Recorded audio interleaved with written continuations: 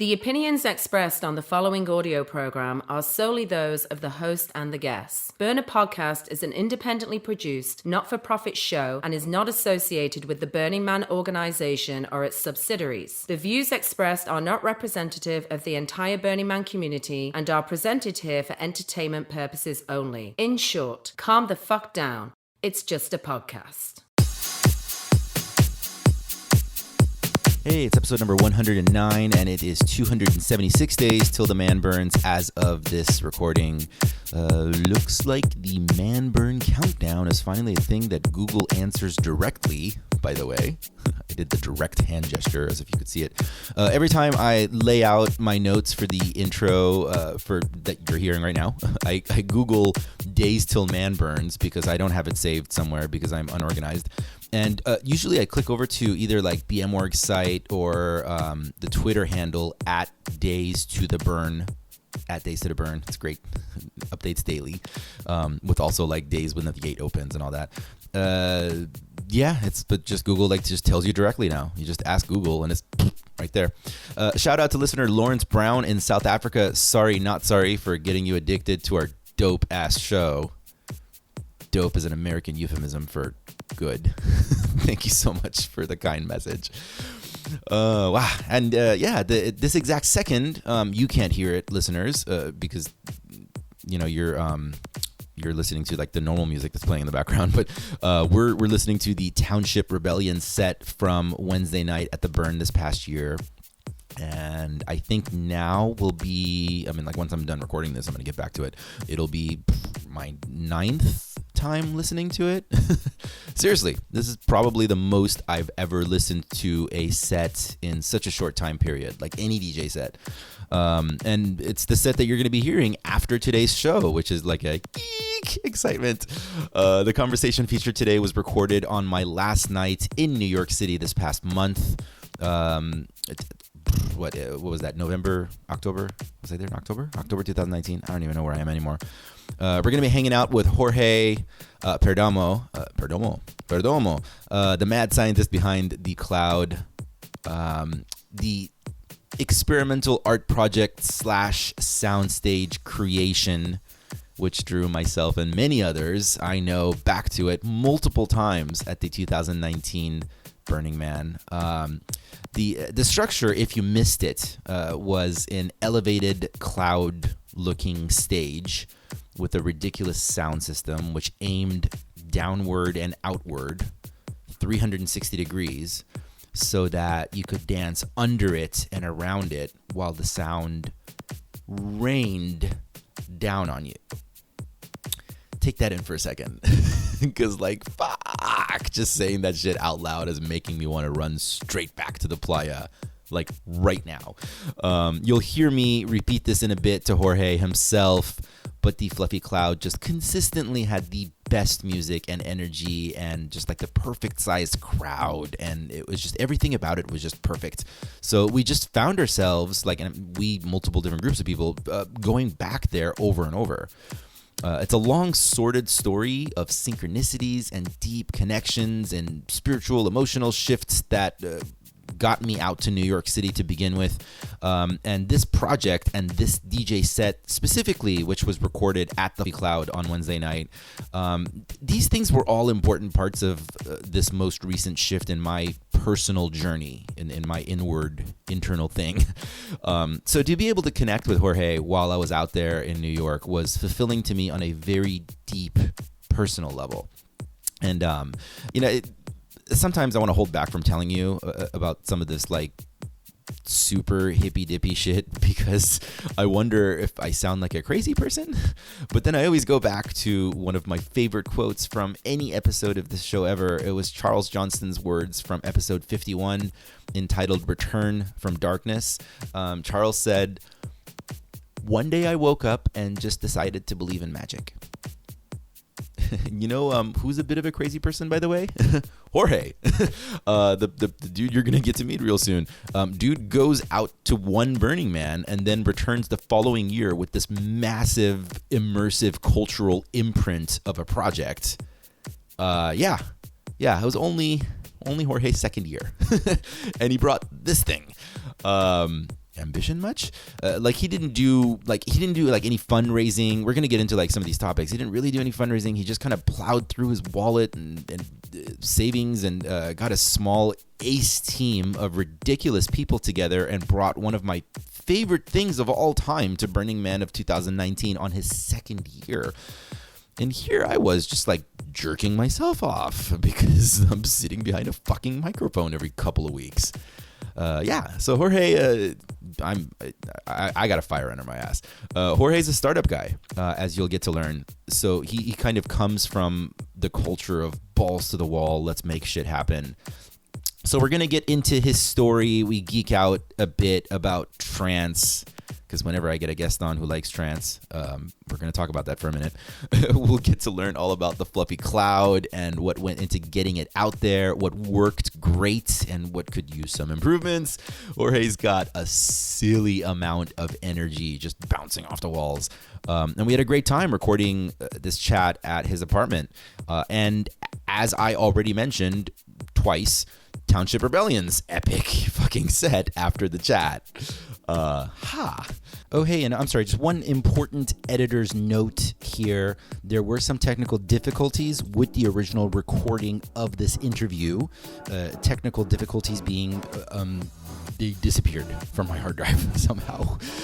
So thank the podcast gods that the audio from the backup recorder that I always have set up as a redundancy is totally clean and usable.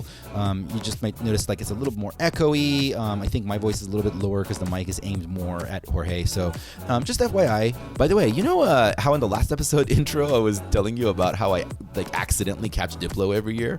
I was just reviewing the Clouds lineup, and I think it looks like I actually accidentally caught Diplo twice this year because I think he went on right after Township Rebellion. Well, that was about the time where my beautiful dance partner and I went on the hunt for a spot to watch the sunrise. So, yeah, all right, twice. Anyway, okay, let's do this. Today's episode is entitled The Cloud. I go by Mr. Arash, even though nobody calls me Mr. Welcome to Burner Podcast.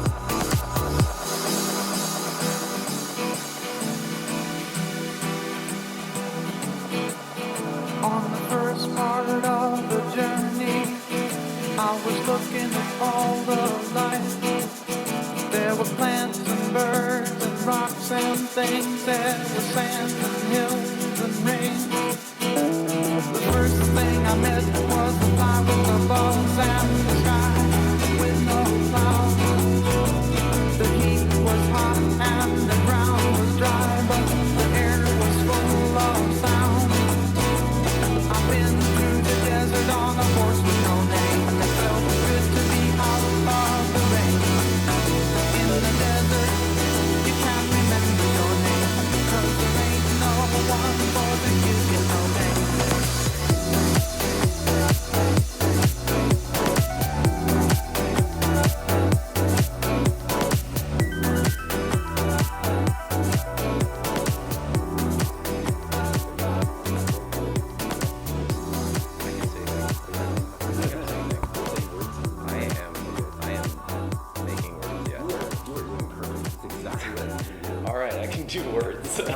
Make words for the next hour. Oh my god, that's a lot of words. Oh man, no, I the reason I'm soaking wet, we were just talking about New York, and it's like basically like a fucking country. So Yeah. I looked at your spot and I was figuring out sort of my schedule, and you're like half an hour away from where I am with like transit, but like 10 minutes on bike Oh. from where I was. So Yeah, that makes sense. But you're here in Williamsburg too, right? I'm not entirely certain, right? It's in Brooklyn somewhere. All right. But yeah, so I run around the corner where they have these city bikes. So for the listeners, New York has like the city bike, like Citibank bikes is what they are, but now they're Lyft. They're owned by Lyft. Oh. So you pull up your Lyft app and you unlock really? a bicycle. Oh wow, I didn't know that. No, I have my own bike, so I just roll around with my own bike, and it's so convenient because the city's so flat, so you can kind of do whatever you want. It's a fantastic city to bike. And Yes. It's like my favorite way to explore. Yeah, it feels like superpowers. Like the time I finally figured out that I should put on like one of those little covers for the wheel so the water doesn't come up on me. I was like, I actually felt like I had gained a superpower. Like, I can move in the rain now. Like, I actually used to bike all the time. Like, literally for the first like 3-4 years I was in New York, I biked every single day to work to kind of like save money. Because I mean, it's not that expensive to have like a month pass, but I kind of did my numbers. I was like, well, if I just bike every day, it's a workout, and I'm saving like, you know, like $1,500, you know. I was like, all right, fuck it, you know, I'll just bike all the time. So I'd be biking across the Williamsburg Bridge in goddamn February. It was fucking freezing, but you know, it was good. It like, you know, paid for like a vacation. You know, like I was kind of put it in that context. Well, everybody keeps describing that. They're like, right now is sort of the last couple of weeks before it starts to get really, really fucking cold, and I guess like it gets harder and harder to do that, right? Yeah. Well, I mean, if you put on the right, I mean, you can always do it. Like if you were biking the entire time, just like how much suck are you willing to you willing to like put up with? I'm willing to put up with a lot of suck, so I guess like that's why I was always biking. Snow? Oh yeah. Okay. Oh yeah. Like I wouldn't bike when it was actively snowing, because like you're like asking to get like really fucked up at that point. But like definitely like the day after, you know, like after they had plowed the streets, then like whatever, it'd be perfectly fine. Yeah, this is my first time to New York, so I don't have a frame of reference for how badly it snows or freezes yet. I don't know, man. It's really inconsistent. Like sometimes I'd say like recently, over the last couple of years, we've had like 2-3 days where it like snows like crazy, but the city has really good infrastructure, so it just cleans everything out really, really fast. Yeah, it hasn't like snowed like, it's more like 2 or 3 times in the winter. Right. There's something kind of like crazy and everyone kind of has fun with it, and then it's just basically snow on the edges of the street for the next like 2 weeks because it doesn't like melt. So just to finish real quick, I run around the corner to the city bike spot. They're all taken, and I just texted you that I'm going to be here in 10 minutes. I'm like, all right, I need to get there. I have dinner plans right after this. So I go there. There's one bike left. I have this whole rack, right? There's like 20 of them usually. There's like only one left. And I go to that one, and somebody's put a dead rat on the seat. What? Yeah. Did you ride on that? It was the only one there. Oh my god! It was like on a piece of paper or something, so like it wasn't like touching the seat. It was like kind of like a little gift, like a cat. Yeah, like some asshole just thought it'd be funny. Either that, or like the other thing was that the gears weren't shifting and like the seat wouldn't come down, so it was like. So is that their way of like warning people like this is a suboptimal bike? Yeah. So I'm gonna put a rat on it. Yeah. I mean, it's out of the box thinking. I kind of appreciate it to a certain extent, but like I don't know. I think it worked. I'm like, oh fuck it. And I'm tall, so like I could figure it out. Like I was able to still ride it. Yeah. But there's a couple of hecklers like watching me do it. They're like, "Don't worry, it doesn't bite." Yeah. Oh my god. Well, I'm glad you're able to come over here on your rat bike. Yeah. It's good. That's why I immediately washed my hands. Like I didn't touch it or anything, but like just kind of kicked it off. Oh man, fucking New York, man! It is a magical and amazing city. Yeah. I haven't had a rat bike experience, so thank you for that. You don't worry. I mean, like I said, it was a piece of paper. I'm not rubbing like my rat butt all over your stuff. It's all good. It's all good. Well, and you just came back from like another magical city. You were just in Amsterdam for the weekend. Yeah. I planned that kind of last second. I went there because just, you know, with all like kind of, you know, some music stuff that I'm like trying to, you know, do right now. Like people were like, oh, you should go to ADE. Like that's where a lot of people in music stuff, you know, music industry kind of hang out. And like, 'cause I don't really know how any of this works, and I'm sort of like figuring it out.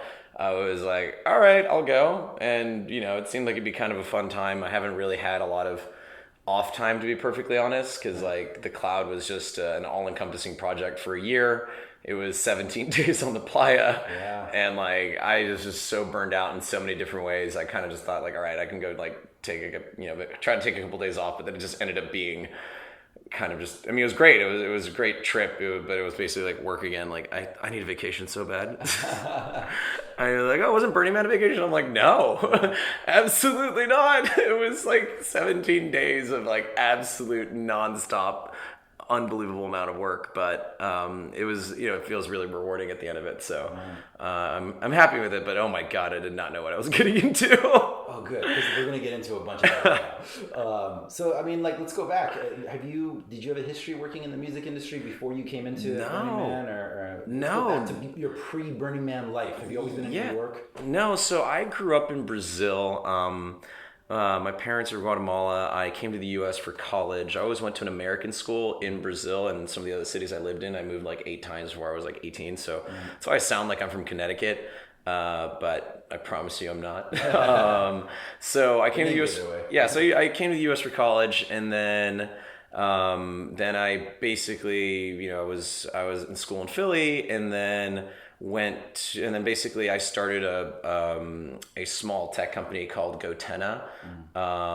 Basically 3 years out of college. It's like I've always been like a huge music fan.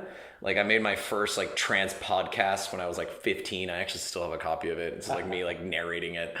Like my dog is back with my parents right now is named Armin Wolfgang Perdomo. So it's like after Armin van Buren and Wolfgang Gartner. Like I used to have a music blog called Sound Grail. Like I've always loved music. It's been like a big part of my life.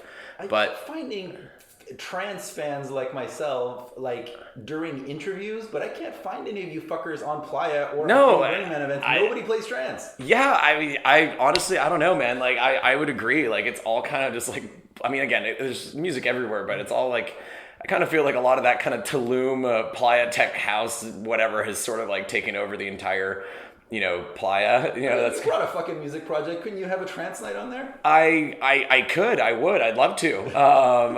It's just like year one, I honestly, like, I was so focused on just trying to figure out, just build this damn thing without killing anyone. Like, that was kind of the utmost, concern I had. And then, I'm not as much of a trance fan anymore. Like, I feel like it hasn't changed a whole lot. You think it hasn't? I don't know. Like, I've tried listening to a couple of like State of Trances and stuff like that recently, and it just sort of sounds like the same music I was listening to back in 2012. I feel like Adam. Talk about trance for a second. Okay. So here's what I feel like it is. I feel like the stuff we were listening to back then, this could be like a back in my day. Yeah. Like it felt like it was a little bit more soulful. It had more emotion to it. Yeah, it had a lot more emotion. So it had a lot of melody, a lot of emotion. So actually, the kind of music I like now, like in the kind of music scene-y DJ producer scene, I'm kind of really it kind of gets mocked a bit. Like they say like, oh, you like melodic house and techno? Like, oh, so slow down trance? I'm like, like there's like memes that basically say that. They're like, oh, so slow down trance, and I was like, I never thought of it, but like I was talking with some of my friends, and I was like, you're fucking right. Like, absolutely correct. And like, yeah, I would say like the music I really enjoy now, and that was a big part of why I wanted to make kind of a music but not just a music project. Like that was something that was very important to me is like I did not want to just be a music project. Like I do have very strong opinions about kind of where, even though I don't have a lot of Burning Man experience, so we might be surprised to hear, this is actually only my second burn. Jesus Christ. I know. Let's go back. Let's go back to the startup days. So you said so I had a small tech company called Gotenna, and I would always get lost at music festivals, and I couldn't like text my friends, so I wanted a way to like communicate with them when I didn't have service. So I created this little device that lets phones communicate when you don't have cell service, right? Okay. And that's what I did for like the last 6 years or so. How did this device work? It was, the simplest way to think about it is that it was basically like a walkie-talkie for your phone. Oh, okay. It's a hell of a lot more complicated than that now. It's all like end-to-end encrypted, multi-hop mesh networking, a lot of craziness. So like, I don't like calling it that, but fundamentally it was like a walkie-texty, it was kind of like combining, what a radio normally does, and then using it with phone. It actually works great at the burn. I'm not trying to advertise it by any means, but like it actually works fantastic there. We kind of grew it in the hiking and skiing world, because like kind of the outdoorsy world as opposed to really music festivals, which is a huge market. And then for the last couple of years, most of our work has been with like government clients and stuff like that. But I actually left the company a year ago. Was your background? I'm sorry. Are you more like a techie guy or more of an entrepreneur business guy? I'm techie, but like I guess both sides. Like I used to do, like when I was growing up, like I was the kid making like potato cannons and like weird hydrofoils and rockets and burning down part of the house. Like I was more or less a menace growing up for sure. I think I remember my my like high school, like college advisor was like, you will either be the next Alan Greenspan or the next Unabomber. I'm like, what? Okay, this is like school in Brazil. Like, I think you're like allowed to like say ridiculous shit like that. And like in hindsight, I'm like, damn. But like I definitely got in trouble a lot. But like I've always kind of been a builder, and like my teachers wanted me to be an engineer, but like and maybe I should have been, but I just thought like engineering would be kind of a very non-social. I'm like, I'm a pretty outgoing kind of social guy. So I just thought like I wanted to do something more hanging out with people and being more, just connecting, right? So I didn't really go into that, but like I would definitely say like I'm a builder, like I'm a maker. That's how I identify. Like I like building shit, like that's always been what I like to do, and that's kind of where the cloud sort of came about, and why it kind of became such a huge part of my life is because, I went to my first burn last year, and to put it in, I don't know how to describe my first burn, but like probably for a lot of people, but I don't know, like it fucked my shit up pretty bad. As they say, the burn doesn't give you what you want, it gives you what you need. Mm-hmm. And for me, like I didn't really know what I was getting into. Like I guess I just thought of it, like I think a lot of people sometimes do, that it's just a party or a music festival or something along those lines. And I didn't get what Burning Man was about. And I came to it kind of really as a consumer, right? Like I was here to, just party and, maybe meet girls and like whatever, kind of like how I've already, like I wasn't here, I think, with the right reason, which I believe now is to like give and to create, is to participate. And because of that, I ended up, kind of like just very lonely and just a lot of different kinds of issues that I had to deal with myself on my first burn. But I came out of it, I think I'd grown a lot. Yeah. And I realized a lot of things that I needed to work on my own. And I think I became just a lot happier with myself in the context of that. And then I really wanted to find a way to do kind of two things. I wanted to give back to the community, and that, because I'd grown so much. Honestly, I think I've never grown as much as a person as I did until my first burn. And I wanted to do something to kind of give back to the community. And at the same time, talking about music, I couldn't find any music I liked. I'll be perfectly honest. Like, I couldn't find it. Like, I was like, I'm really into this kind of darker, harder, heavier, melodic techno, like very much what you'd find like in Berlin at like Katerblau or Sisyphos. And a lot of those amazing, like, I think they're just really far ahead there. You can't find it very often here in the United States. And especially at Burning Man, where it's very much a kind of like a playa tech, kind of Tulumi type, welcome to my Palo Santo party type thing, which is all the power to it. I know a lot of people love that. It's just personally not really my thing. Right. I couldn't find the music I really wanted, which is kind of this harder, heavier stuff. And as they kind of say, if you can't find it at the burn, you fucking make it. Yeah.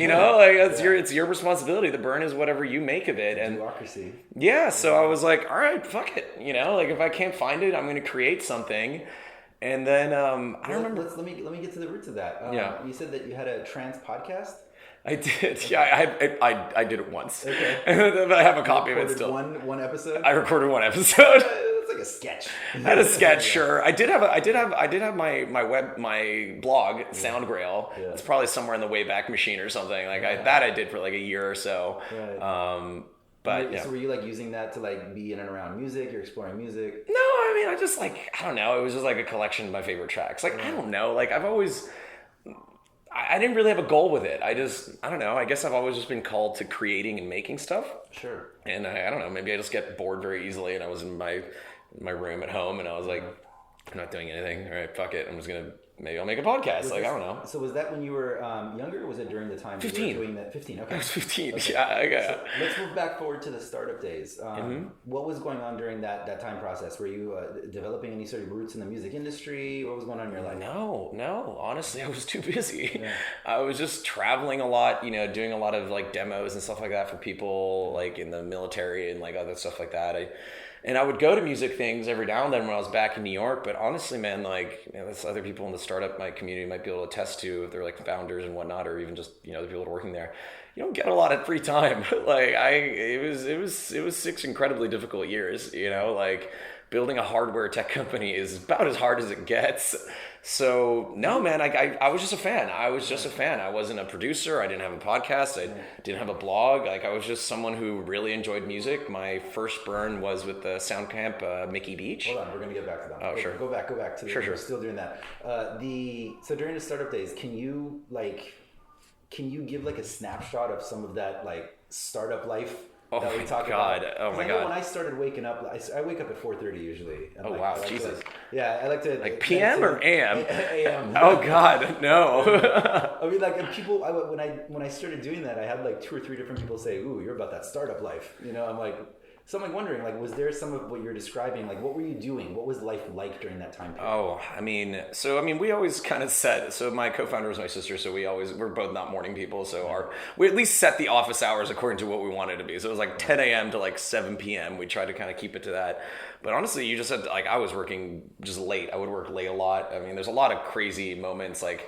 Me freezing on Rockaway Beach in February in negative 20-degree weather, trying to do like range tests on the product out on the beach because like there was nowhere else to try it out. Like we needed like flat ground, and like we're an RF company, which is like the dark art within hardware. So like there's just like a lot of like testing and like things wouldn't work, and then we'd like we'd send out another draft of the boards. They'd come back, and we didn't know what was going on. It was just like when you're doing it was just really hard because. Like, unlike, say, an app or something, you're like, oh, okay, we made a mistake. Let's just do a new rev. Like, I had an app, I had backend, I had, manufacturing, I had antennas, I had plastic, I had metals. Like, sometimes, like, one thing wouldn't go right. You'd be like, okay, which of the 14 different parts of this machine did we fuck up on? It was like a lot of that. There was a lot of QA. Yeah. God damn, it was so much QA, and, like, we were so delayed all the time, and... people on our pre-orders were screaming at us and being like, why isn't it out? I'm like, because it sucks right now. All right. That's why we're not shipping it yet. Trust me. I want to ship as much as you do, more than you do. That's right. You said, where were you living at this time? New York. You're here in Yeah. New York. Yeah. So the company's based here in New York, and that's like what we were doing. And were you aware of Burning Man at that time? Did you know it existed? I mean, I'd heard of it. Yeah. But like, I didn't really understand what it was. It looked like kind of like a music festival with a bunch of hippies. Like, I don't know. Like, I was like, okay. Like, kind of like, like you'd kind of see photos here and there, but like, I had no idea. Like, I didn't like, obviously I took a look at the 10 principles and different concepts, and like I read the Wikipedia page, but like, I didn't know how much of that was bullshit versus how much it was people that actually are living by it, and like how much it actually means. And I guess for everyone, it has a different meaning. For me, it's become an incredibly important part of my life at this point. I think it's kind of guiding in many ways for everything that I'm doing now. Yeah. Well, it's time to get into that part. So how did your first burn come about? How did you end up there? So it was just a friend of mine. She was a camper at Mickey, and she was just like, we'd been talking about it the year before, but I didn't have time to get a ticket or anything. And she was like, oh, you should come next year. And I was like, all right.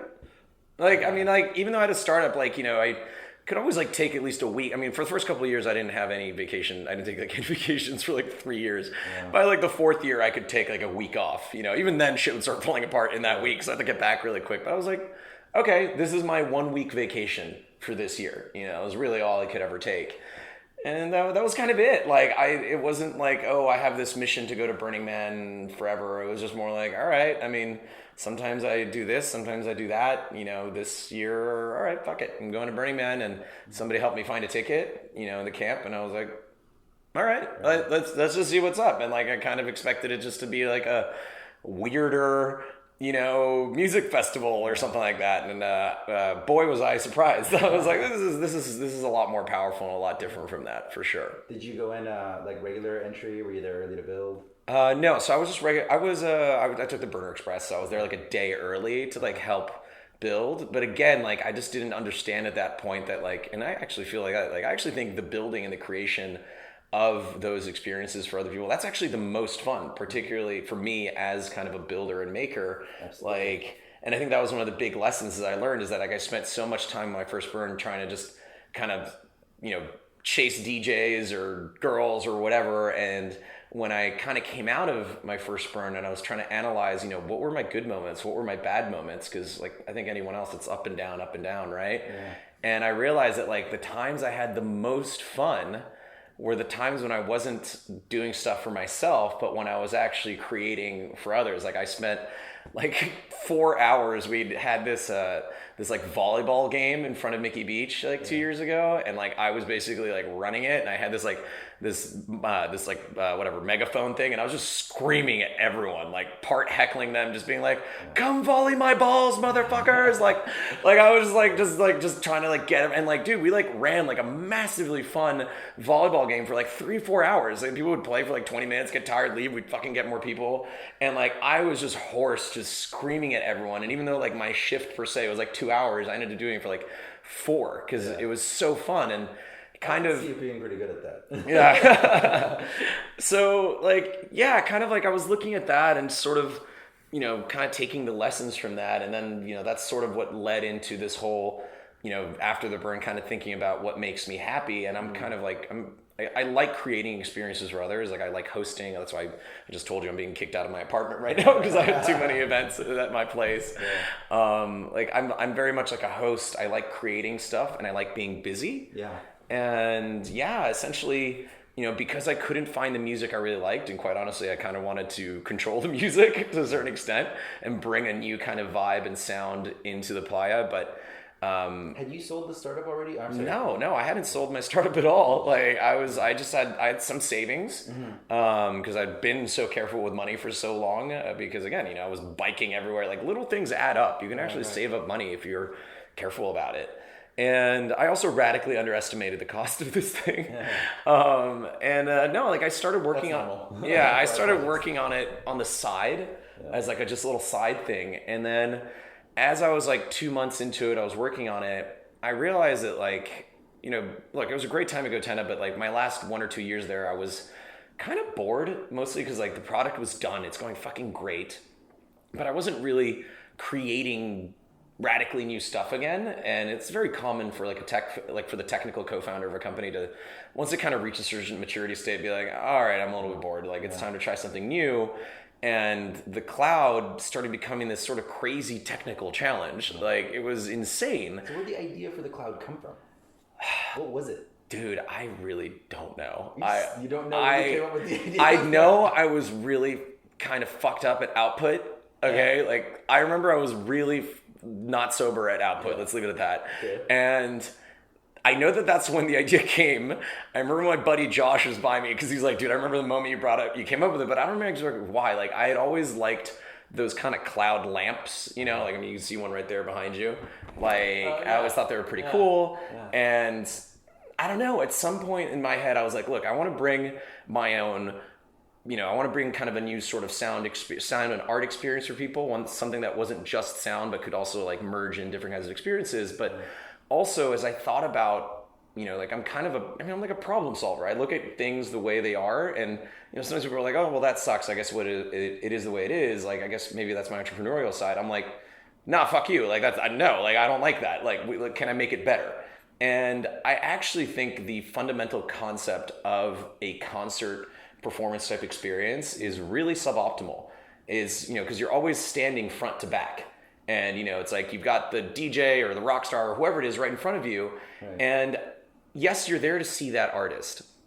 But I think what you should be there is you should be there for the music and to share an experience like with your friends and the other people that are there that have similar interests. Absolutely. And, you know, it's about like, you know, it's about connection, about participation. It's a lot of, you know, what Burning Man is about in many ways. Yeah. And we've talked about that like with friends on dance floor so many times. Like, what is that? The DJ's up there and everybody's looking in that direction. Yeah, and you're like, and people will turn to me and like make jokes about it. Like, why are we looking in that direction? It's just the guy standing there. Yeah, we're playing with knobs or whatever it is. Right. Exactly. And is it just like this human basic like need you to need follow a leader? You need a focal. You know, people I think naturally need a focal point, and right. like the focal point I think should be each other. Right. And, you know, not looking at each other at the back of each other's heads. Like, you should be enjoying the music, immersing yourself in the music, right. and the lights and the whatever, the experience really, and like hanging out with your buddy Bob or Larissa or whatever, and being like, when, you know, a really great part of the track comes on, you like look at each other like, oh, like that's really good.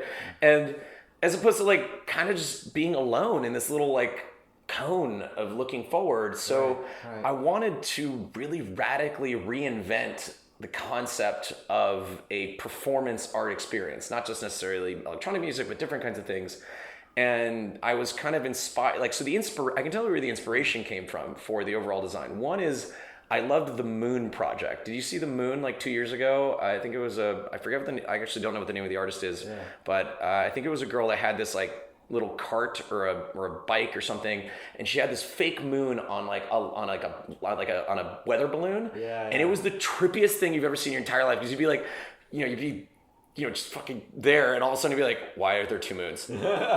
or like you'd see one moon and be like moving, you'd be like, what the fuck? Like, what's going on? It was so well done, and I think it was this like magical, kind of this placement of the natural, which is like, a moon or a cloud or whatever, in an unnatural space, just creates this like really intrinsic, like, what the fuck is going on, which I think that's wonder, right? You're like, oh, you're like, what is that? Like, I wanted to kind of blow people's minds. So I like that idea of taking a celestial thing and kind of fucking with it so that people are just like, what is that? I wanted to create that idea of flight, right? I wanted something flying, right? And the cloud was kind of like what I was thinking. I wanted it to look like from far away, it was this weird, like, why is there a cloud? I mean, it ended up looking like or as people say, a space potato or a giant testicle. I mean, like, whatever.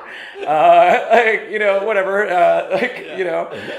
It didn't end up exactly the way I wanted it to look like, but I think it looks kind of cloudy, but, UFO, whatever you want it to be, closer up. At the end of the day, aesthetically, it didn't quite pull up, but it created the experience. It created the experience, yeah. It didn't look like an actual cloud that much, it was too spherical.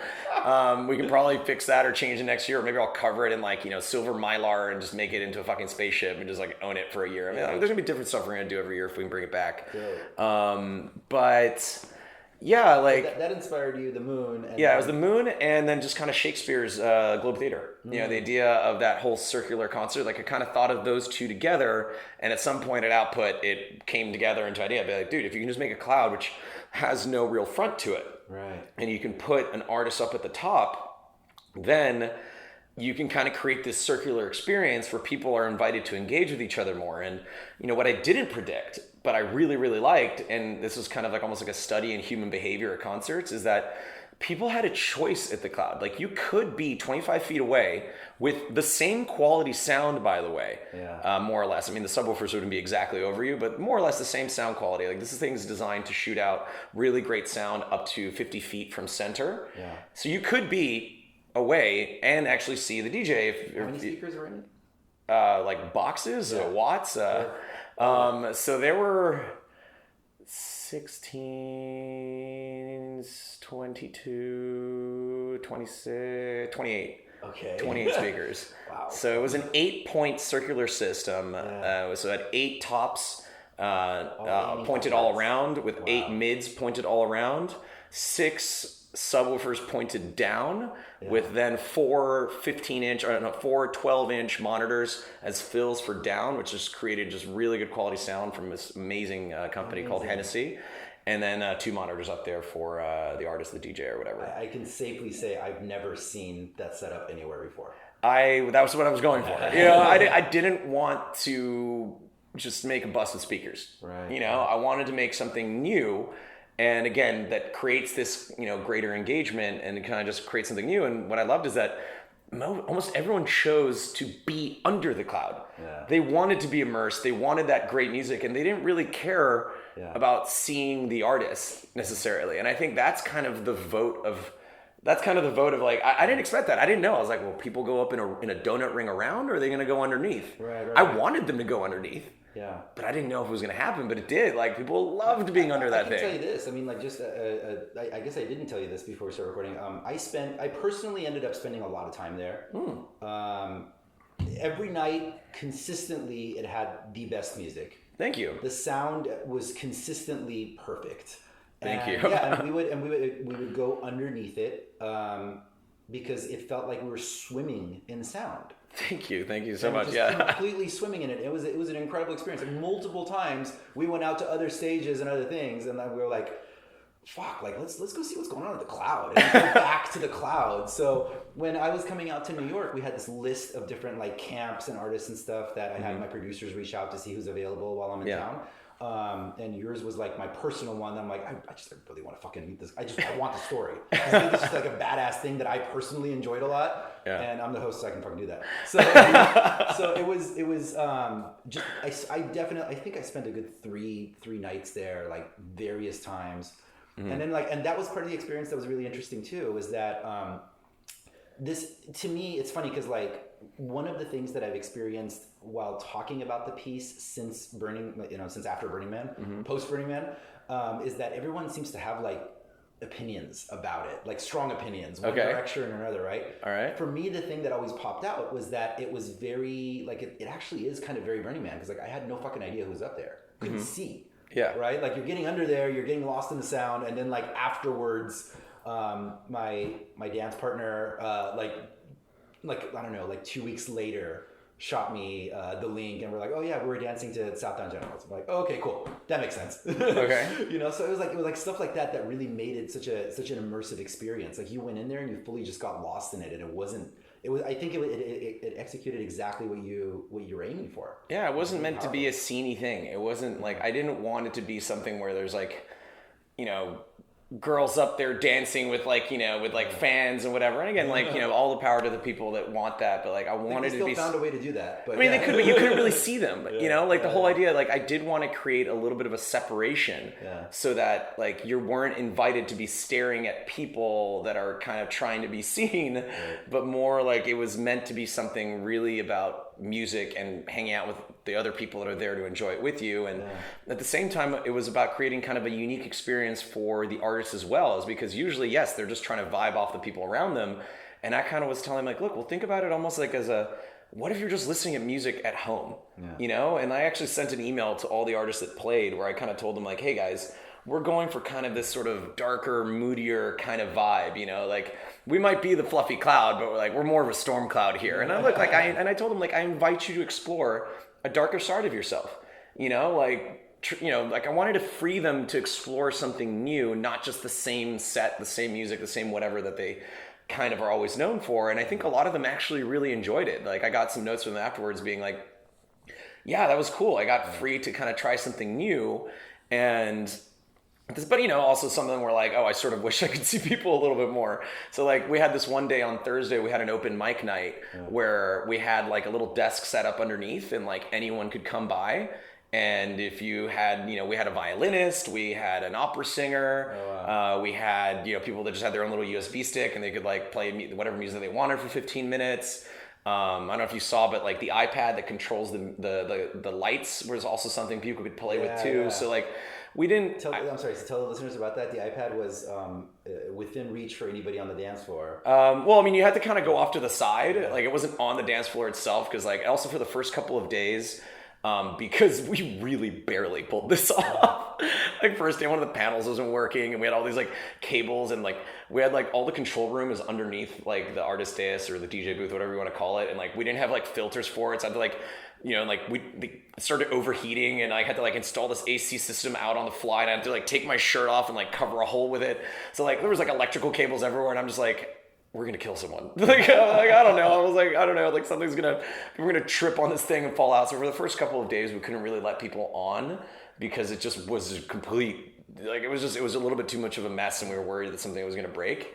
But like the first couple of days, like like the little cable that connected to the iPad was like fraying because we're trying to move around with it to like let people play with it, but then it would just like come off and the lights would just stop. We're like, so like we eventually like like duct taped it. Like any other project, we're like figuring it out as like we can go, and like there's a lot of things we want to improve for next year. I think we're gonna add a little camera so the artists upstairs can kind of see people downstairs. Oh, that's cool. I want to like add like this like lightning electrical type effect going down the legs, which I think would be pretty cool. Oh yeah. Like there's like little things we want to do, but like year one, I'm happy that we were able to pull off because it really barely got there. Like I literally shipped this thing out to Burning Man Thursday before build week basically. Like, and then I was there Monday of build week, and I didn't leave till Thursday after the burn ended. What was the design process like? Did you start by just like going like the aesthetically, or did you start by designing where the speakers and stuff were gonna go? So we started just kind of with the general concept, right? Like, we want like the artist in the center, and I wanted it to be a cuddle puddle, but it was it didn't really work out that way. It was a little bit too rattly, and like the space didn't work out. And a big part of the reason why it ended up being a lot bigger than I expected was because I wasn't thinking in 3D. I was always like, I drew it out on a piece of paper facing forward, and I was like, oh yeah, like this thing could be like 8 feet wide with like some sound boxes around it. Like that's not gonna cost anything. That'll be easy.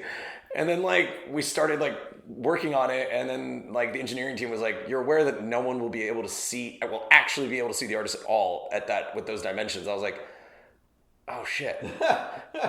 You're right. Like, cause you have to like think like, point like angle of view and whatnot. And we're like, well shit, like we need now to like raise the artist dais or whatever. And it has to be at least 8 feet wide, because that's kind of the standard size for artists to like work on. Right. So if that's 8 feet wide, then the main platform has to be wider, because then it doesn't make sense. Otherwise you can't have anyone else hanging out there too. So we're like, all right, well I guess it's 16 feet wide. And I was thinking about it in the context of making sure that we could ship it, because I know I'm a big fan of SpaceX, and I know that they made their Falcon 9 rockets like 8 feet wide or whatever, so they can still be shipped on normal roads, or 8.5. So I was like, okay, the maximum we can do is 8 feet in each half, so we can still put this into a truck and like ship it without, breaking the bank. That was something that SpaceX did to be able to just do normal shipping? Yeah, so they don't go wide load. It radically increases costs, yeah. That's fascinating. Yeah, there's like a lot of little things like, so like that's kind of, so it ended up being like 16 feet, so that we had like the outside ring, and then we have the artist dais, which is 8 feet wide. But then, obviously we need the actual space for, the cloud material to go on, which is going on what we call the exoskeleton or the disco ball or whatever, right? Like the actual thing, the fluffy part that goes on. But then that again needs to kind of like have an angle to it, or it doesn't really work. So the next thing we know, this thing's like 28 feet wide. So it's gone from 8 feet to 28 feet. I'm just oh, fuck me. like by that point I was in too deep. I'd already spent too much money. I'm just like, well, I guess we gotta keep on going. And and then like, I just didn't know, I didn't know what it took. I didn't know what these things cost. And then like speakers were really expensive, but I did, I'm a fan of music. I wanted it to be like the best sound possible to like really create that immersion. And I don't know, one thing led to another. Next thing we know, we're like, it was just like, let's just say the 8-foot circle with sound boxes that I was going to finish in January ended up being 27 feet wide and finished August 14th? Oh my gosh. where were you building it? What was the build process like? So it was here in New York.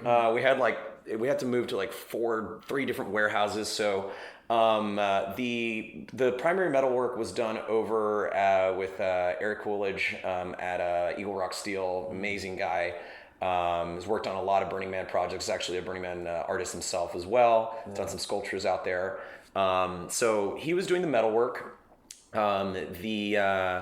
The engineering was done by RBHU, which is an amazing firm that really just works on amazing art projects, a lot of Burning Man projects. So they do a lot of the engineering. I think they did the engineering for the temple this year. Yeah. They did the Man Pavilion 2 years ago. They did Dancing Woman, Cosmic Whale. Like I wanted, because I knew this was such an aggressive, crazy project, and it was originally designed to be on a crane, not on legs. Like I knew that there was a lot of inherent danger to what we were making, so from the very beginning safety was the absolute priority of what we were doing. So I was like, all right, let's just go with kind of these leading Burning Man type engineers. So kind of it was a iterative process of kind of mapping out exactly how it was supposed to look. They made the drawings to make sure that this was all designed to like beyond OSHA standards, because like Burning Man, the org definitely checks your work. Yeah. They check to make sure you're not killing anyone, but like we went even beyond their requirements to like full OSHA, building code level stuff, because we do want to have this be something we can share with people outside the burn. Yeah. So it was massively over-engineered. You're saying safety wasn't third? Safety was not third, but there was definitely a moment where like for the first couple of days, like I was so worried about like people getting hurt, and honestly, man, I was so burnt out, and after spending like 2 days crying, and like, I did not have a good burn. People were like, "How was your burn?" I'm like, "Fucking terrible." But then people were like, "Wait, no, that's not positive. Say it was a learning experience." I'm like, yes, my burn was definitely a learning experience. But definitely by like Thursday, by Thursday or so, I was like, you know what, I don't care. Climb it, die. I hope you do. Like, I was just like, I don't like, but here's the thing is like, if there's one thing you can count on, I think, is radical self-interest. Yeah. Like, people are actually really fucking careful going up and down that ladder. And like, I took time to like put like anti-slip grip tape and all these things on it. So no one even came close to getting hurt going up and down. We had somebody at the door checking to make sure no one was too fucked up before they went up. But like, yeah, I mean, we definitely had some moments where like someone got a little bit too fucked up when they went up the stairs. Right. And we had to like sit them in the corner and be like, you're not leaving until you can walk like a little bit better. But like, that's all part of it. And, no one got hurt. Everything was really, really safe. And, that was kind of, people were definitely kind of, I remember one of the people were like, one of the things that I really like is that it wasn't intended, and it's all part of like, kind of making art your own, right. Is basically as the week went along and my poor team got more and more burned out, we just stopped having energy to like run things, but like, the show must go on. So like it got to a point where like these landing, the things that people were dancing on, the struts. Right. So those were reinforcement struts that are only meant to be there when we would tug it around the playa. Yeah. And the idea is I wanted this whole open space, so like those struts was to come off, but they didn't get welded on exactly straight. So like we had to like, they were really hard to get on and off. And at some point we were just like, okay, fuck it. Like, they can just stay. Like, I don't care anymore. Like, yeah. But what's great is that people started dancing on them. And I think it was actually people's favorite part.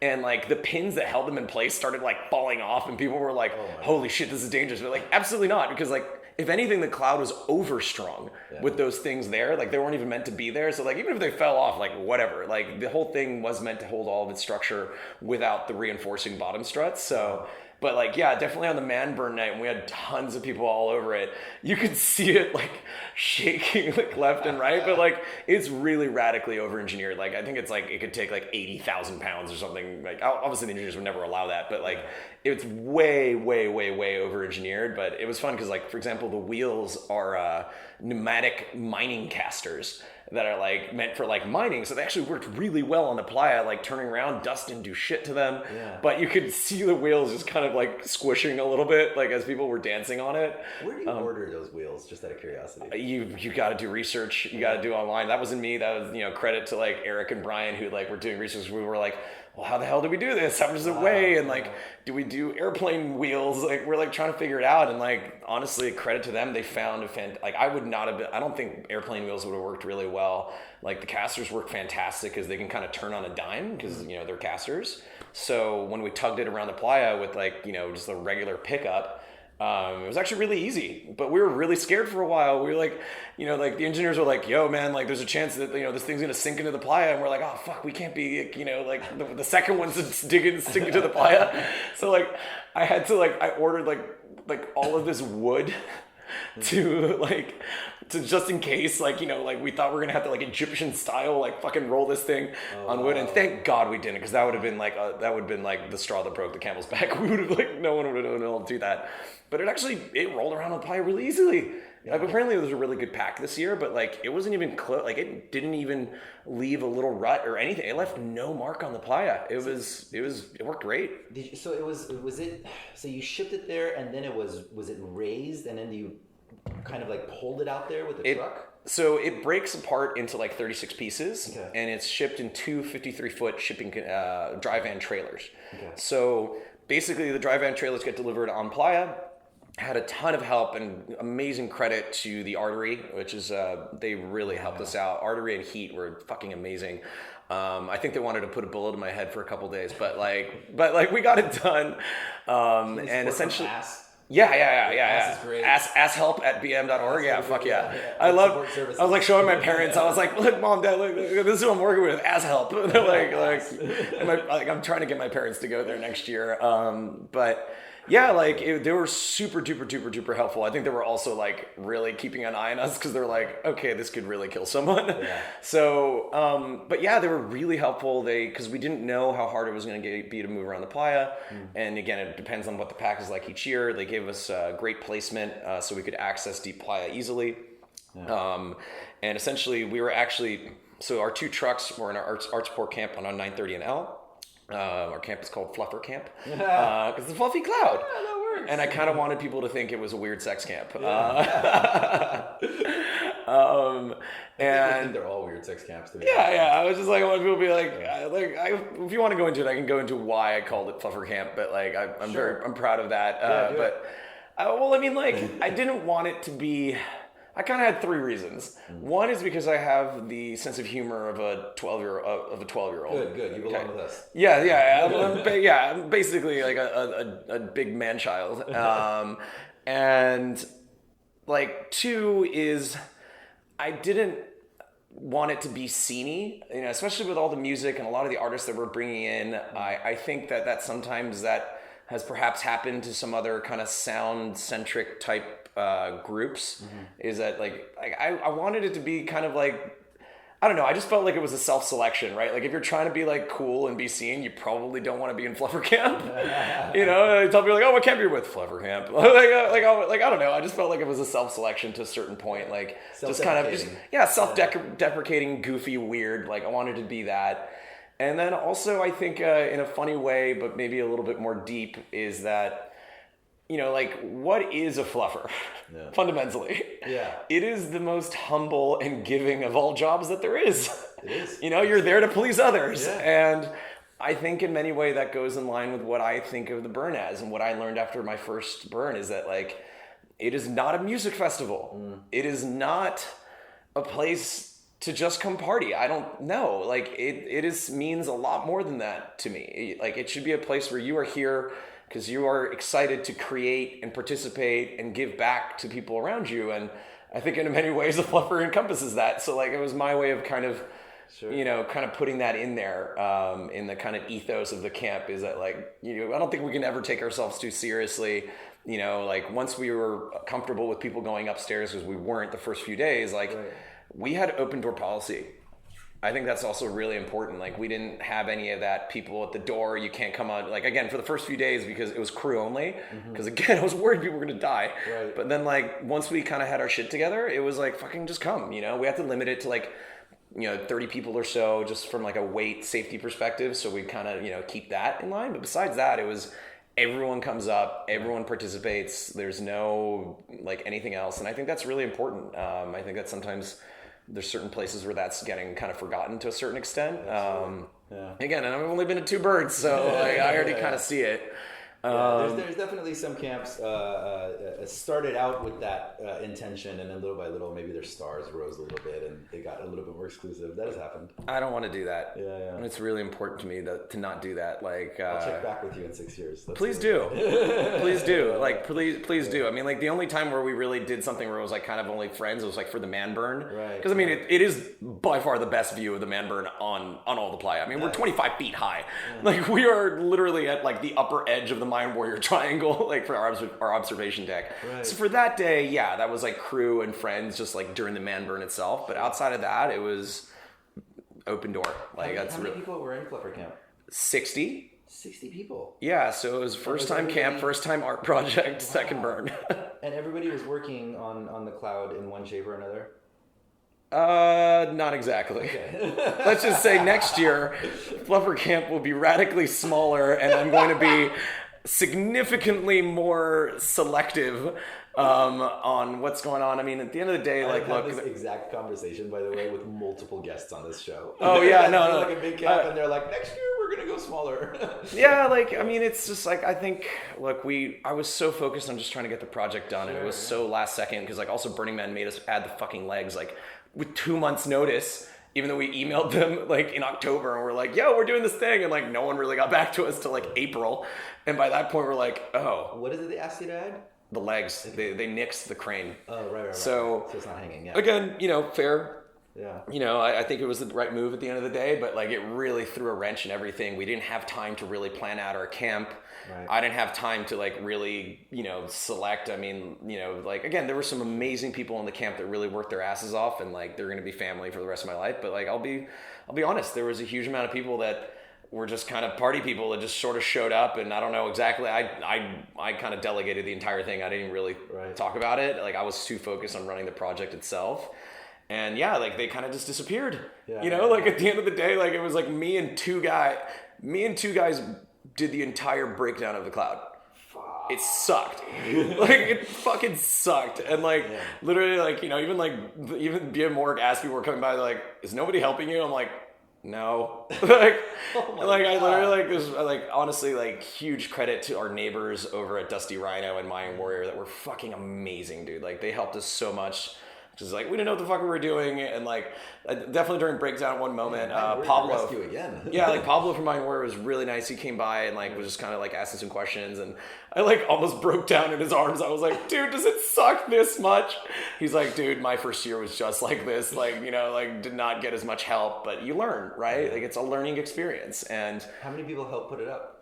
I'd say that we finished probably about 70% of the build with 3 people. Oh my gosh. Was that the, And then, like, yeah, I guess, like, again, this is my fault, you know, like, I didn't clearly set expectations. I didn't, you know, how, I guess everyone's like, oh, it's Burning Man. People kind of show up on playa time and whatnot. And I was like, I don't know. I just, like, I thought I was going to have a crew of, like, 8 people on Tuesday. I had 3, you know, and like, so like, whatever, but like, we did it, you know, we worked like 18-hour days and like, we got a lot of it done. And then people did eventually roll in, but like, I was really burned out, and, you know, also my own fault. Like, you know, I was definitely very tough on the camp for the first few days, because I was just like, what the fuck, you know, but, you know, I think, you know, I learned a lot. You know, I learned a lot about better planning. You know, you got to set expectations a lot clearer. Got to select your camp a lot more carefully.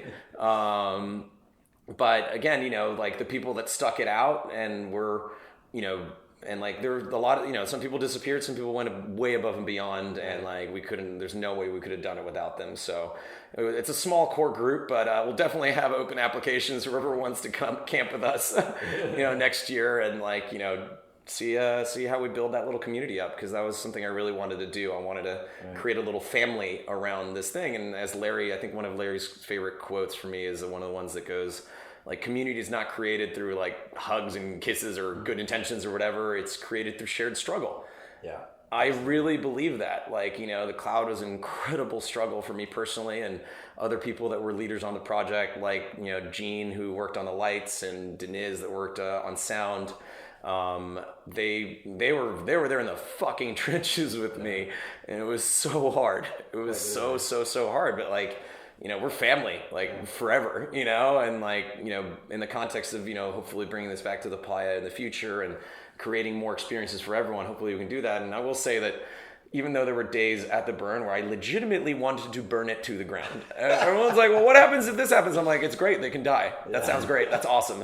You know, like, I hope they do. You know, I hope it, like, lights on fire. Like, I don't know. Like I was so burnt out and just, like, couldn't handle it anymore at the end. Yeah. And, you know, but honestly, after, like, the amount of people that I've, like, even though I'm trying to be very low key, and like, again, I didn't name the camp the Cloud or anything. I was trying to kind of just keep a little bit of a lower profile. People went out of their way to find us, and like find us, you know, our little Instagram page at Real Fluffy Cloud. And like, they were sending us messages being like, thank you so much. It was amazing. You like made my burn. I've never experienced something like it. And I had 2 different people at the playa itself that, even when I was super burned out and stressed out and trying to run everything, they came over and they're like, and even one of them didn't even know who I was. He was just like, he was sitting there watching. I was like, what are you thinking? He was like, I love how like, it's like a circle and like people are engaging with each other and it's not just staring up. I was like, have we met? I was like, oh, and he's like, no, what the hell are you talking about? I was like, dude, that's exactly what I made it for, you know, like, it was like, and like, that felt really, really good. And just kind of, you know, people sort of kind of gratitude and just kind of saying like, you know, there's this one girl, there's a little love story about it too, where this this girl and this guy that always been trying to find each other for 2-3 burns, but like hadn't been able to. Like they met each other every night, like midnight at the Cloud. Like they had this entire like I've been hearing these little amazing stories and like it's made it worth it. There were days where I'm like, why the fuck am I doing this? Like why? Like I wanted to give back, but maybe not this much. But like it's felt really, really rewarding since then, and like. And yeah, you were describing some of the ways that your personality has changed as a result of Burning Man directly. Can you speak on something that you felt as a shift in yourself since your first burn and then now since the second one? So you mean like explain more specifically what shifted? Like, in your personality and the way that you're navigating the default world. I learned to love myself. I actually think. In the process of, even though I was like this chubby Star Wars kid as growing up, I carried a lot of insecurities. I was always self-aware of that, and like in my head, I always like needed external affirmation from other people. I'd always be looking for girls because that was like my way of, kind of getting validation. And, again, it's not unusual, and even though I knew it. And then in my head, I'm like, oh, you're, cool, fun guy. Like, tech company and like whatever, like you should be great, but it didn't matter. There's a lot of those things I didn't like about myself. And I think in my first burn, that was my biggest change. And, and if I were to describe it as like, it was, the difference between kind of liking yourself and then loving yourself, I think is accepting yourself for your flaws. There's a great like little video on Facebook. It was the only kind of like, almost meme type thing I reposted once, which is that, how do you love yourself? It's to, you treat someone like you treat yourself like you would treat someone you love, which is that they're not perfect, but you accept them even then, and like don't hate yourself for it. Work on it. Right. Be cognizant of it. Like I know I can be a huge asshole. Like I can. Like I get it. Like I'm really passionate and I'm kind of crazy, and like the amount of people that are like, you're a fucking lunatic. I'm like, yeah, sure. But and like I can be really tough on people, and like I know that my strength is not necessarily there, but I'm cognizant of it and I try to work on it. And I kind of sometimes my struggle sometimes is like realizing that perhaps it's a double-edged sword. Part of what it lets me kind of do crazy things like the Cloud or Gotenna or some of the future things I want to do is because I am crazy and passionate, and I just fucking say, fuck you, I'm just going to do it. You tell me I can't, people told me I couldn't make what I made with Gotenna, and I said, no, I'm going to. Yeah. The amount of people that told me I couldn't pull off the Cloud and I couldn't do it and it was impossible, it was insane. Like, there weren't a lot of people that helped this project.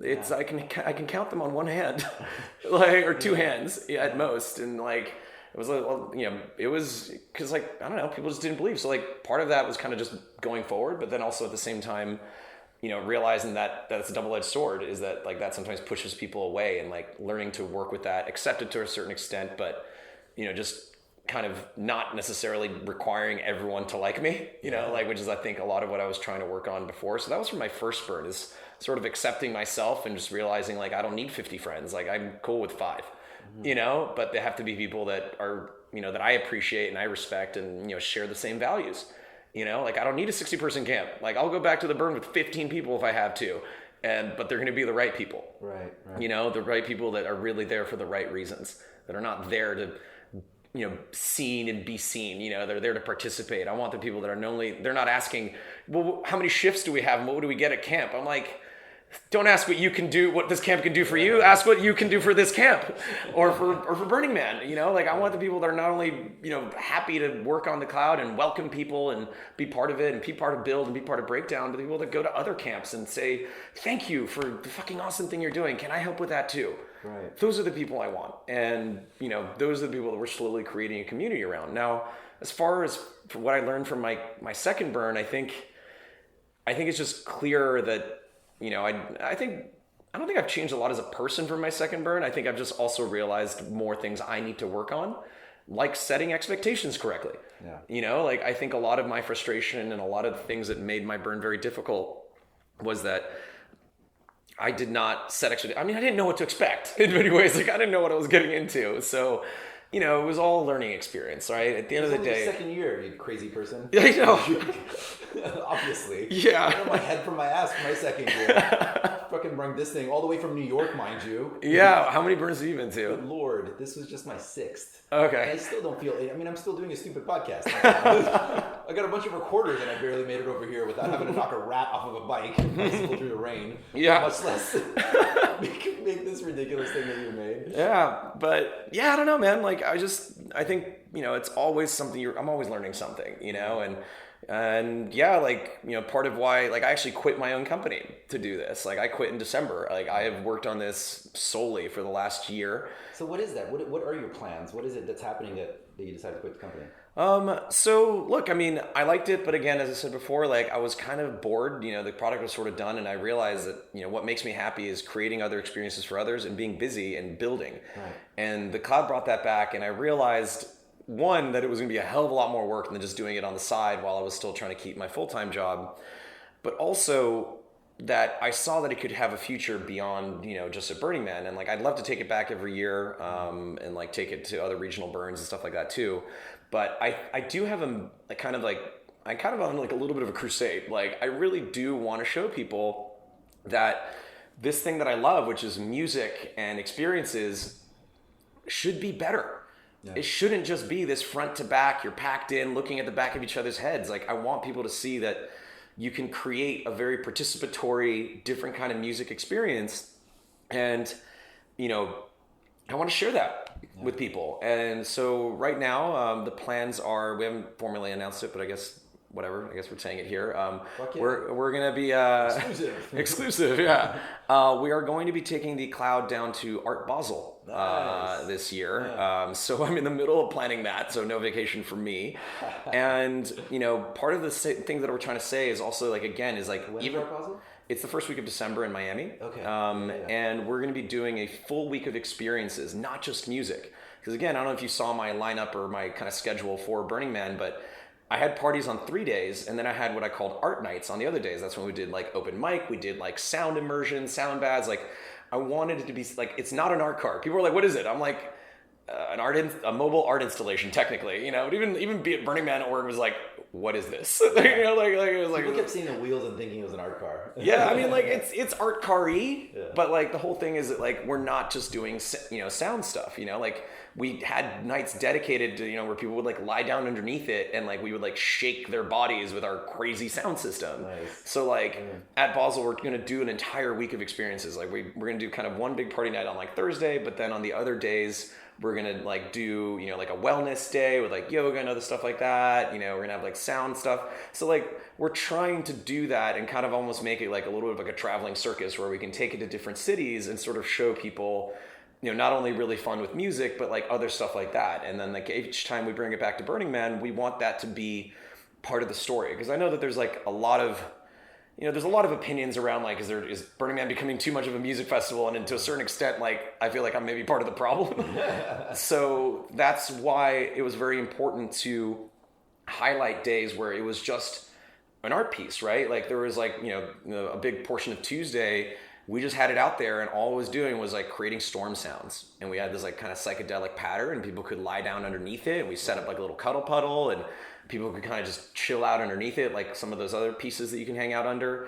And it really is an art installation. It's an art installation that happens to have sound, and yes, it can throw sick parties. But, I really want it to be like, call it a 60-40 split. I want to do 60% more like immersive, cool sound and light experiences, and maybe 40%, we'll throw some really fucking sick parties too. So that sounds awesome. Can you envision? Are you envisioning it getting bigger? Oh God. Because that's what I keep imagining in my head, like a larger crowd of people. So I mean, it can handle sound. It does create 100-foot diameter, call it dance floor, which is 8,000 square feet, which can handle 2 to 3. It can handle 2,000 to 3,000 people at a time. Wow, that's pretty fucking big. Like, from like a sound perspective. Look, we have crazy ideas for future years. Like, we want to maybe put like misters on it, and like let's put it this way. I do not have the money left at this point. I temporarily bankrupted myself in the context of making this.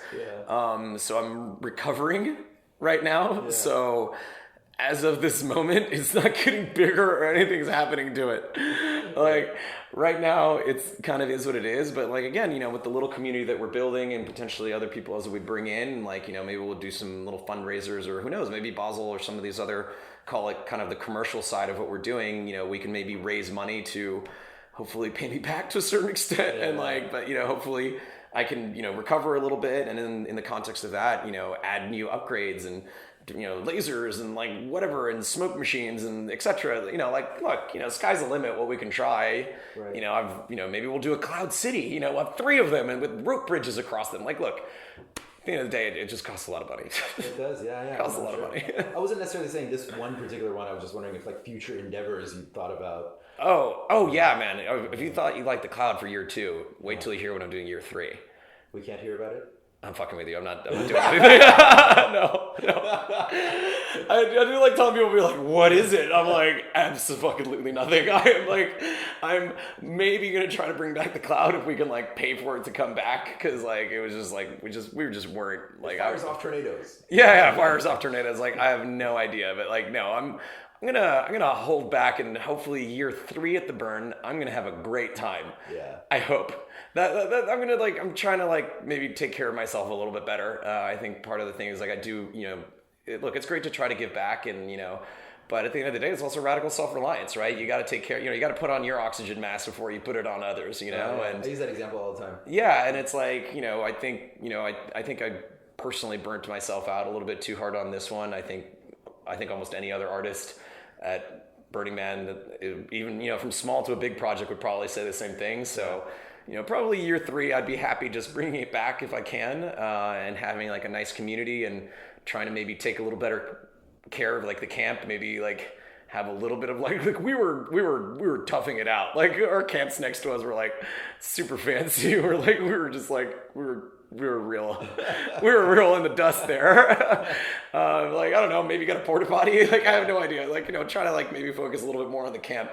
It was very radical self-reliance here. We had like a generator and like, that's it. Like there was nothing else. Like it was very, and like a cuddle puddle, nothing else. It was like, it was very, very, very bare bones. Not enough fluffing was happening. No, not at all. So like, hopefully, we've learned, what kind of shifts we need. We know the kind of work we need. Hopefully we can build out, like plan, build out and break down a lot better.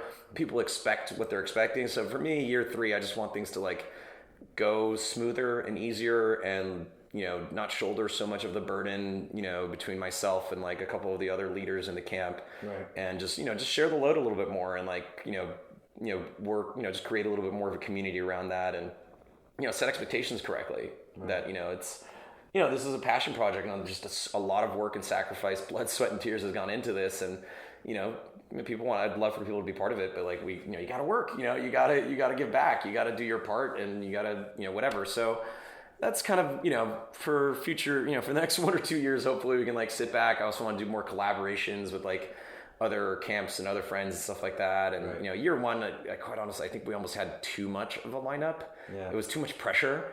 Like, I feel like next year we might only throw like 2 parties. Really?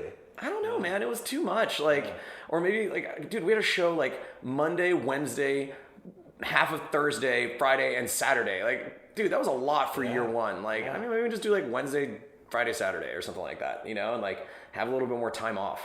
Interesting.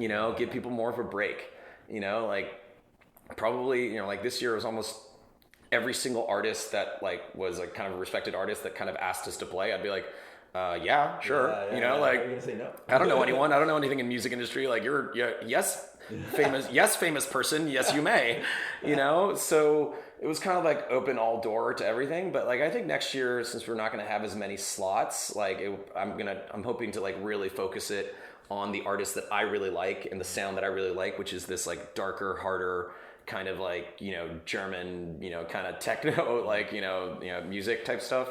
Kind of really try to highlight a new kind of sound. Like, I think people would love it. And I think some of the comments on social media have been people like, I've never heard sound music like that at the Playa. They're like, it's this kind of darker, harder stuff. You see it's exactly what we're going for, and like, I think people are ready for a new kind of sound. So I'm hoping in the next, year, I'm going to really focus on that kind of sound, and maybe it'll be some names that people don't recognize as well. But like, if you come and check it out, I think you'll really, really like it. And either way, it's a fun experience in and of itself. Come jump on the little metal things. Come do this. We'll have other little Easter eggs that we have planning and stuff like that. So yeah, like at the end of the day, it's about showing other people a good time, but also just enjoying it as well. Not like overdoing it. I think to a certain extent, I feel it was a little bit over the top this year. So like, I think it can be scaled back and just can be fun. Just leave it at that. Well, I hope to connect with you in the dust next year and on a fun night where you're actually enjoying yourself. I would love to do that too. That would be excellent. Yes, that sounds like a fantastic. I mean, look, I did have one night out that was fun. Like I was like finally like on like Friday, like I had a couple of people that were just like, come on, man, you gotta like leave the camp or leave the cloud for like a second. Come on. I was like, all right. And we actually like biked around and like with like, 5 or 6 other members of the camp. And like, that was super fun. And we were just super random. We were just riding around the city and yeah, I mean, we had a big ass party at the cloud that day and I didn't even go to it. I was like, nope. I'm done here. Like I'm getting the fuck out. That is the hardest thing to do as an artist. Yeah. But like at that point, I didn't really care if anyone died anymore. Like I was so burned out. I was like, I hope everyone dies. Bye. Like it was safe to. You signed your tickets. You knew. You signed your tickets. This is your responsibility. Like.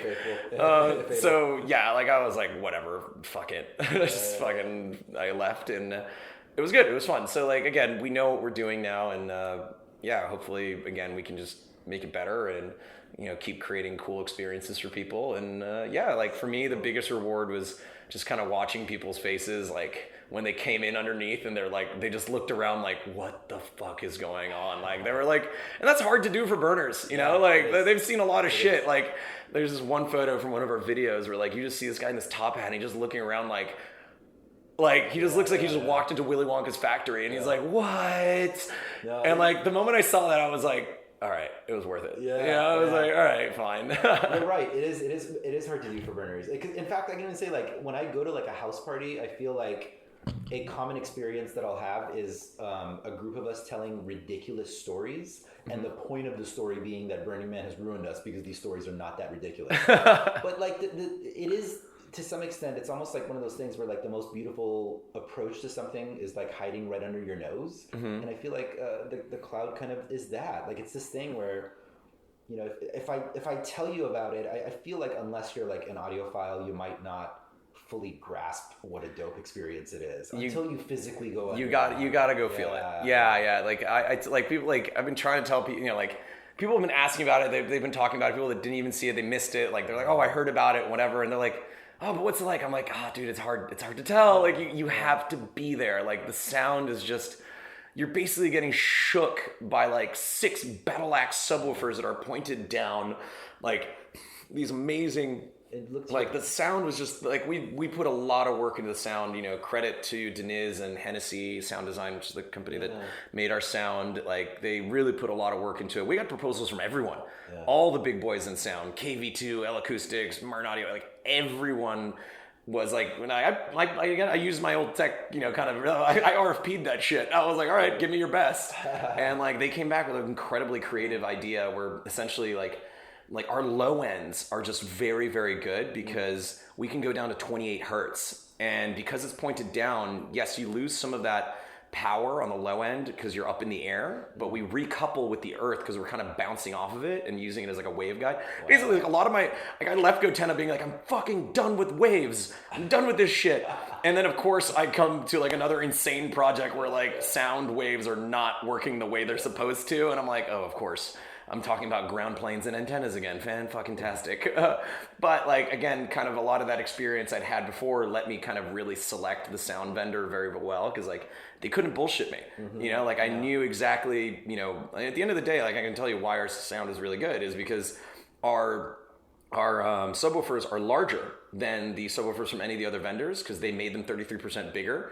Because they didn't care about making them fit on pallets. They're really for like permanent installs. And at the end of the day, it's physics. If you have basically the box is like an antenna. They're using the same drivers as the big boys, but because it's a bigger box and it's horn loaded, it's much more efficient, and you just get more power out and lower, and that's really where you get that body feel, like you're just swimming through it. Right. And then on top of that, most others do their mids and their highs in one box, in one cabinet, but they split out their mids and their tops into separate cabinets, so each of one is specifically tuned for a tighter frequency range. Wow. So you put those three things together, like the reproduction of sound is unbelievable. Like it's literally, they're using the top end drivers, like the best in the world, BNC. It's like it's an Italian company. It's what all of the highest end use. That's where like your sound quality really comes from. And then like I asked them, like, all right, why is it the best? And they gave me that answer. I'm like, well, that makes physics sense. Everyone else is like, oh, we got great customer service or whatever, and they wanted to use line arrays and shit. Like, no, like this is a full 8-point source sound system that is created to create a flat, perfect, really, really nice sound across, basically a 100-foot diameter floor. And we put a lot of work into it. And then like also figuring out how the fuck we make that stuff come out through the cloud, but we also wanted to hide it. Like there was a lot of engineering, like how do we make, like, for example, like, there's just a lot of little engineering stuff. If anyone's curious to kind of see more like behind the scenes and, how it was made, like we have our Facebook. And if you join the group, not the page, but there's like a group inside, it's open, you can just join it. You can actually scroll down through there, and there's like, I basically made a bunch of monologues for the last year. You can see the first half of them being like, if anyone has any money, it'd be really helpful. Like a lot of me, just different like challenges we ran into and updates for people. So if anyone's like interested in kind of maker type stuff, like I encourage you to go check that out. And like, there's a lot of my little videos of me just kind of being like, well, that sucked. And like, just kind of going to what's going on. But hopefully we're actually going to be putting up a little after movie, hopefully in the next week or two, with some behind the scenes shots as well. Yeah, so by the time this episode goes up, we'll be able to link over to that as well as the group and everything. Yeah. I'll give you a sneak peek of the draft. I actually have to go with my video guy to kind of like do some final edits on it right now, and hopefully we can share that with people. Awesome. Yeah, I'm excited about seeing that. Yeah, thank you so much. Thank you so much for sitting and telling the story. Thank you for bringing the cloud. Thank you. Thank you. I had such an amazing time with it. It held a very special place in my heart, as I'm sure it did for many other people. And I'm sure I'm speaking on behalf of everyone when I say we're excited about seeing it again next year. And I would love to bring it back. I think we'll be back. We'll be back. We gotta kind of just recover and get this thing going. But I'm really excited to bring it back. For a lot of different places, and you'll catch us out there somewhere. Yeah, we'll see you at Basel before then. Yeah, for sure. Yeah, super cool. All right. Thanks a lot. Bye.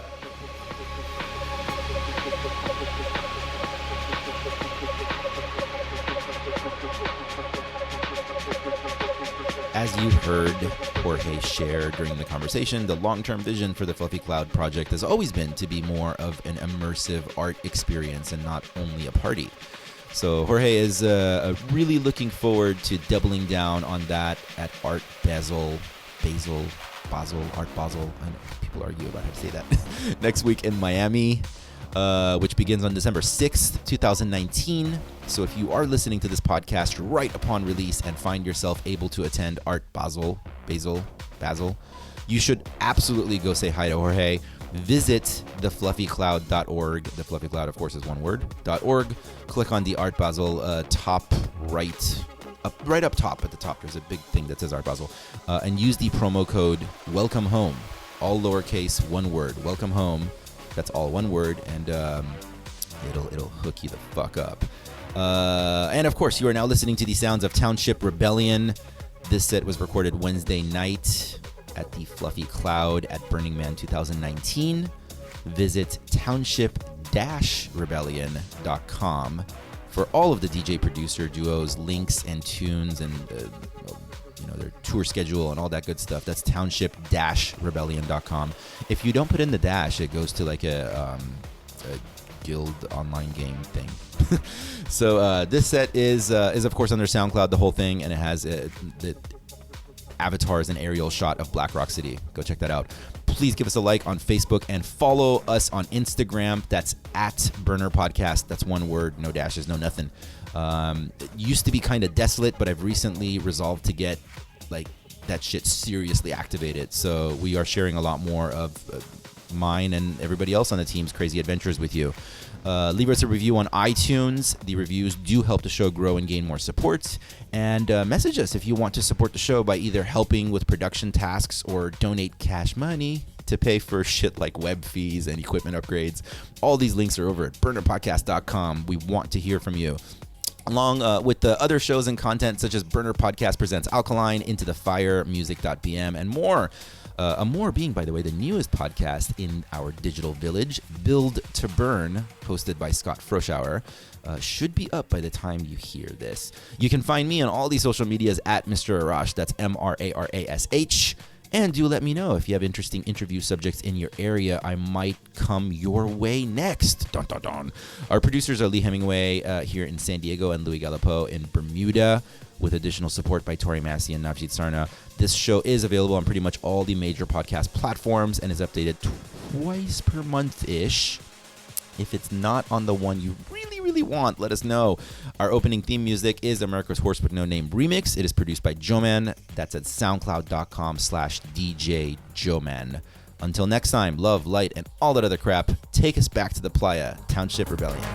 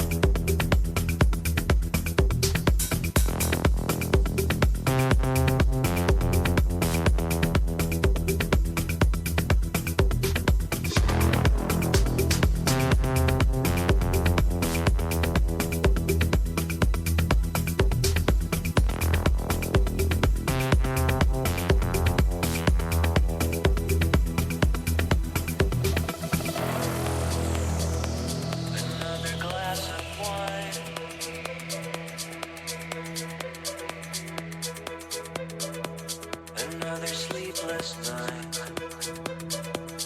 Another plastic crush, another quick romance. She knows exactly what comes after the final dance. She's getting bored. She wants to be adored.